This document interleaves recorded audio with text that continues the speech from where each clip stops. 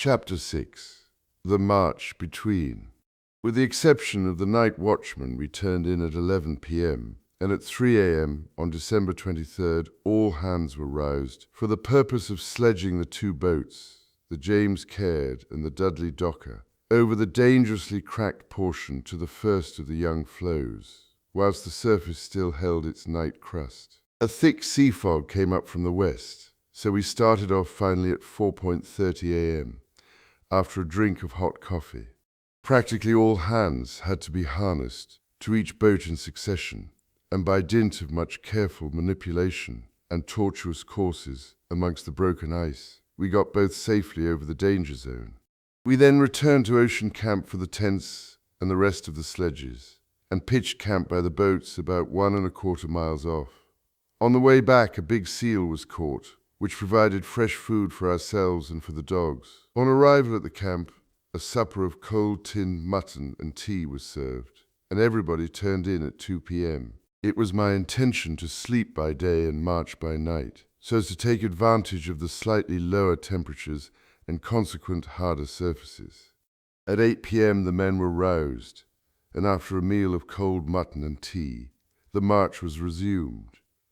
A large open lead brought us to a halt at 11 p.m., whereupon we camped and turned in without a meal. Fortunately, just at this time the weather was fine and warm.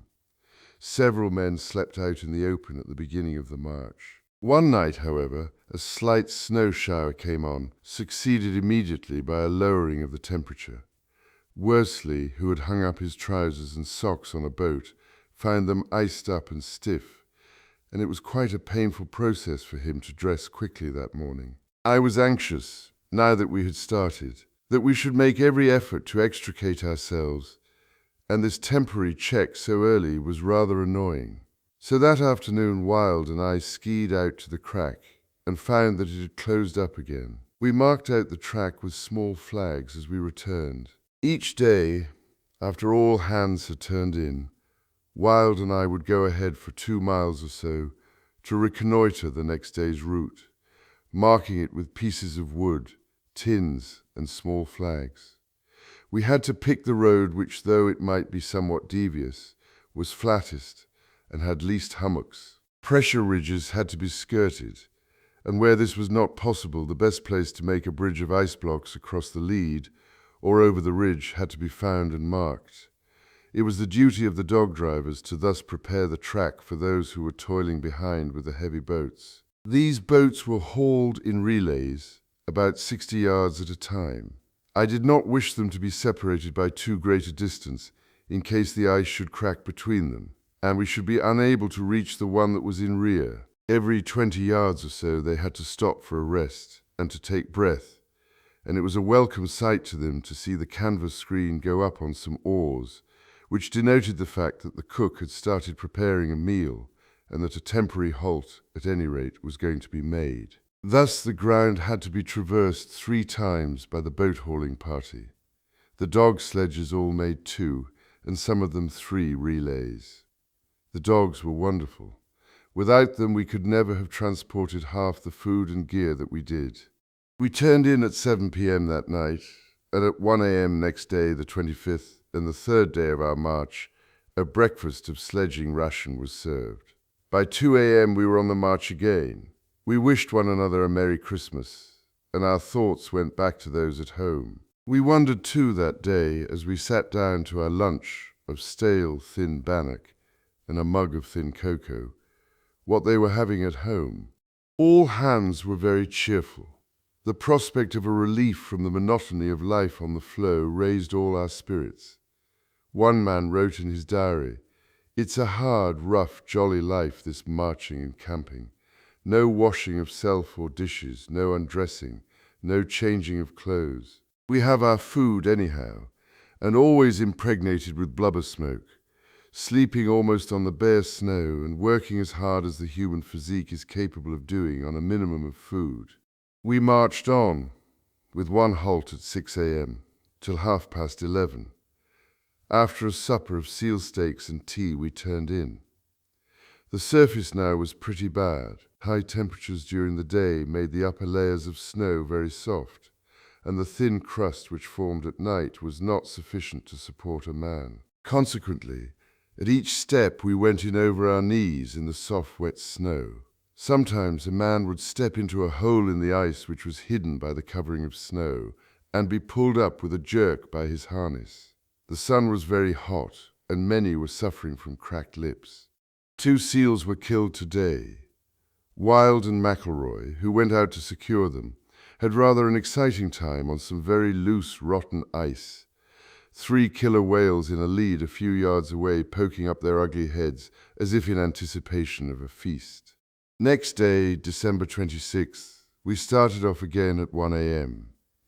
The surface was much better than it has been for the last few days, and this is the principal thing that matters. The route, however, lay over very hummocky floes and required much work with pick and shovel to make it passable for the boat sledges. These are handled in relays by 18 men under Worsley.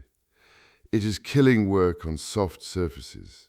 At 5 a.m. we were brought up by a wide open lead after an unsatisfactorily short march. While we waited, a meal of tea and 2 small bannocks was served, but as 10 a.m. came and there were no signs of the lead closing, we all turned in. It snowed a little during the day, and those who were sleeping outside got their sleeping bags pretty wet. At 9:30 p.m. that night we were off again. I was, as usual, pioneering in front, followed by the cook and his mate, pulling a small sledge with a stove and all the cooking gear on. These 2, black as 2 Mohawk minstrels with the blubber soot, were dubbed Potash and Perlmutter. Next come the dog teams, who soon overtake the cook, and the 2 boats bring up the rear. Were it not for these cumbrous boats, we should get along at a great rate, but we dare not abandon them on any account. As it is, we left 1 boat, the Stancomb Wills, behind at Ocean Camp, and the remaining 2 will barely accommodate the whole party when we leave the floe. We did a good march of 1.5 miles that night before we halted for lunch at 1 a.m., and then on for another mile, when at 5 a.m. we camped by a little sloping berg. Blackie, one of Wild's dogs, fell lame and could neither pull nor keep up with the party even when relieved of his harness, so had to be shot. 9 p.m. that night, the 27th, saw us on the march again. The first 200 yards took us about 5 hours to cross, owing to the amount of breaking down of pressure ridges and filling in of leads that was required. The surface, too, was now very soft, so our progress was slow and tiring. We managed to get another 3/4 of a mile before lunch, and a further mile due west over a very hummocky floe before we camped at 5:30 a.m. Greenstreet and Macklin killed and brought in a huge Weddell seal weighing about 800 pounds, and 2 emperor penguins made a welcome addition to our larder. I climbed a small tilted berg nearby. The country immediately ahead was much broken up. Great open leads intersected the floes at all angles, and it all looked very unpromising. Wild and I went out prospecting as usual, but it seemed too broken to travel over. December 29th. After a further reconnaissance, the ice ahead proved quite unnegotiable, so at 8:30 p.m. last night, to the intense disappointment of all, instead of forging ahead, we had to retire 1/2 mile so as to get on a stronger floe, and by 10 p.m. we had camped and all hands turned in again. The extra sleep was much needed, however disheartening the check may be. During the night a crack formed right across the floe, so we hurriedly shifted to a strong old floe about 1.5 miles to the east of our present position. The ice all around was now too broken and soft to sledge over, and yet there was not sufficient open water to allow us to launch the boats with any degree of safety. We had been on the march for 7 days. Rations were short and the men were weak.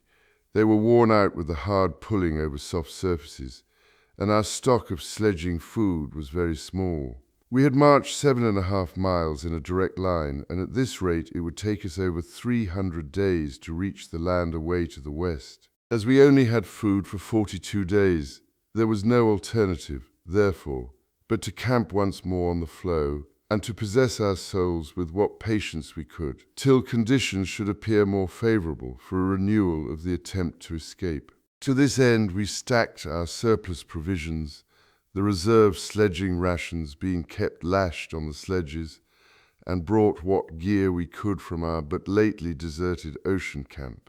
Our new home, which we were to occupy for nearly 3.5 months, we called Patience Camp.